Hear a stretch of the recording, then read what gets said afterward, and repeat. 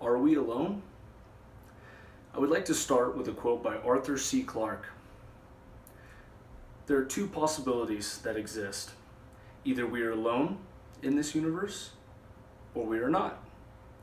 But both are equally terrifying. Have you ever taken a second glance at our technology, our vast amounts of species, and how we came to be on Earth alone? Is it possible that we are the only sign of intelligent life that exists in the entire universe? The whole thing. These are frequently asked questions, but many officials, including past presidents, hint at intelligent life existing in humans obtaining some artifacts behind every American's eyes. My main points are the problems with this. Like I said, the two most frequently asked questions are we alone? Or, what happens after we die? These are two questions that almost every person thinks of at least once in their life. And they're pretty interesting ones. I'll give you that. The problem is that there is so much evidence that supports extraterrestrial life that is beyond our species, the human race, is that it's absolutely in the question to 90% of scientists. It's out of the question that it's ridiculous that they don't exist, that extraterrestrial life of some type exists outside of Earth, planet Earth, or our galaxy for that matter. And you could ask almost any scientist, and it's mind puzzling to them that some officials say that there is nothing out there besides us and that we are one of a kind. And if we are, great. And it'd be great to know that.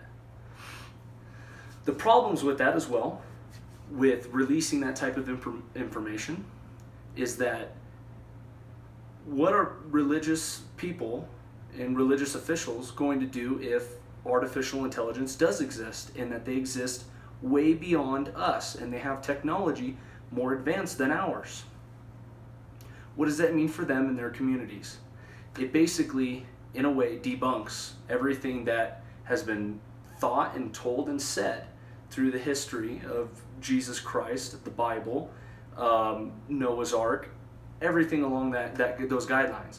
So you'll have a big group of people still in this country that won't know what to do as a result. Everything they have been raised and known through their family means nothing to them anymore, which could mean that martial law could happen or a government overthrow because the government had lied for so long.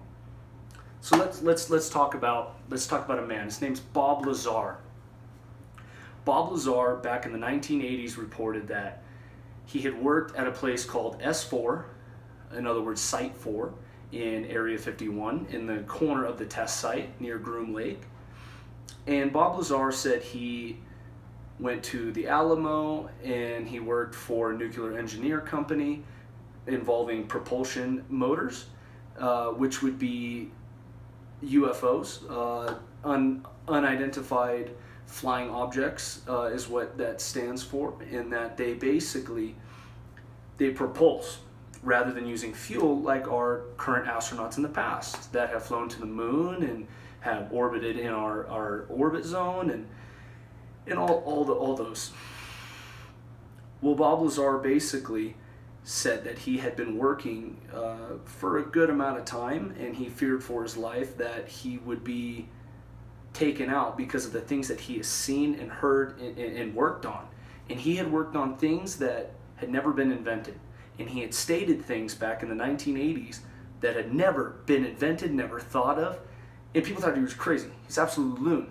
Just out of the picture, this guy is nuts. There's no supporting that he was there.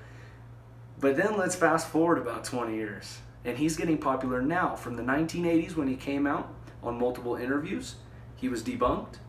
And now he's becoming popular again. Because all over the country. You're seeing Navy admirals, you're seeing Air Force pilots and Navy pilots, as well as astronauts like Buzz Aldrin, and they're all reporting that there has to be extraterrestrial life, and that they are seeing these crafts and they're providing proof of these crafts on film and on radar. So what does that mean for us? It means that Bob Lazar was potentially correct in that he actually had said back in the 1980s all these things that existed that we didn't think did, and now they actually do, which basically proves that the government is lying to us. Maybe they're trying to lie or cover up things for our own greater good, as the government's sole purpose is to protect its citizens. That's its sole purpose. So maybe that's its sole purpose. Maybe they know something we don't know. But it would be a solution to all this would be to have the government provide us with basic information as time moves on, right? So right now in 2020, compared to the 1980s when they said doesn't exist flat out, now they're starting to show video proof of objects flying in the sky. They make it very brief, and they say objects flying in the sky that are flying at speeds that are not made from any type of spacecraft or any type of fuel or motor used in this planet.